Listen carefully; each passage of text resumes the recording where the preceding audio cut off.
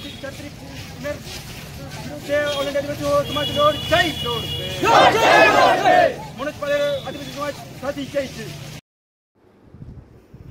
All India আদিবাসী হু সমাজ অভিভক্ত মেদিনীপুর জেলা মোডা কমিটির আহ্বানে দাঁতন বাজারে প্রতিবাদ ও বিক্ষোভ মিছিল। বর্তমান সময়ে পশ্চিমবঙ্গের আদিবাসী নারী শিশুরা কি সুরক্ষিত? রাস্তাঘাট এমন কি স্কুলের পাঠরত ছাত্রীরা সুরক্ষিত নয়? অভিভাবকরা কাকে বিশ্বাস করে স্কুলে পাঠাবে, যেখানে স্কুলের শিক্ষক ধর্ষক খুনে? বীরভূমের রামপুরহাটে সপ্তম শ্রেণীর ছাত্রীকে অপহরণ করে ধর্ষণ করে খুন, দেহ টুকরো টুকরো করে লোপাট করার চেষ্টা কে করলো? ওই ছাত্রের শিক্ষক মনোজ পাল।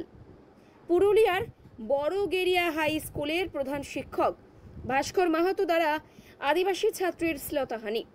বাঁকুড়ার পাত্রসাইরে আদিবাসী মহিলার শ্লীলতাহানি।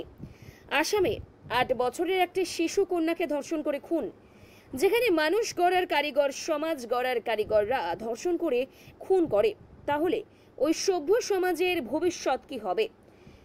5-10-2025 অভিযুক্তদের গ্রেপ্তার ও ফাঁসির দাবিতে দাঁতন বাজারে পেট্রোল পাম্প থেকে হাসপাতাল মোড় পর্যন্ত প্রতিবাদ ও বিক্ষোভ মিছিলে যোগদান করে গর্জে উঠল নারায়ণগড়, পটাশপুর, কেশিয়ারি, দাঁতন ব্লকের 200-300 আদিবাসী মানুষ।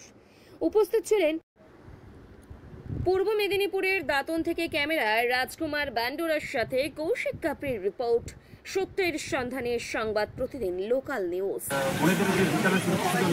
তারা সেই বিষয় নিয়ে আজকে বিক্ষোভ প্রতিবাদ কর্মসূচি। আপনার নাম? আমার নাম সদানন্দ কুন্ডা। আমরা দোষী ব্যক্তি খুনি মনোজ পালের ফাঁসি চাই।